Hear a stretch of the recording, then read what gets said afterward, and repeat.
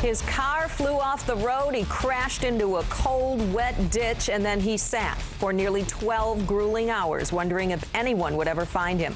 Tonight, that Van Buren County man is recovering in a Kalamazoo hospital. And 24-hour News 8's Mark Thompson talked with him at the hospital, and Mark joins us live right now. Sue, Robert Chamberlain says it's a horrifying night he will never forget. He's recovering here at Bronson Hospital and says he's thankful to be alive.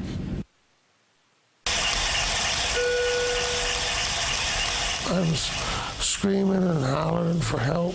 With a fractured back and banged up arm and leg that was nearly broken, 38-year-old Robert Chamberlain can barely stand the pain.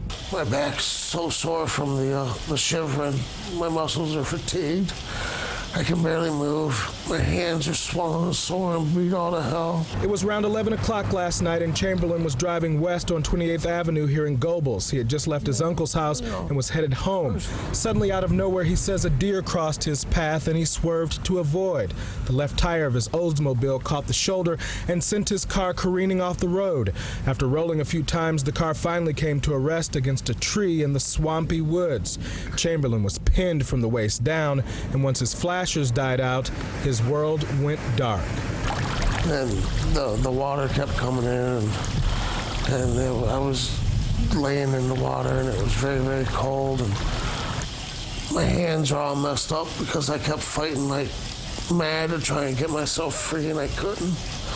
And then I started tearing the headliner out of the car and trying to stuff it below me to keep me out of the water. But that didn't work very well. Just inches from his cell phone, Chamberlain could hear it ring, but couldn't quite reach. On the other line, his mom calling, worried, sick. I'm so thankful that he's okay. Very thankful he's okay. In the nearly 12 hours that followed, Chamberlain counted 23 cars passing him by, but none could hear his calls for help.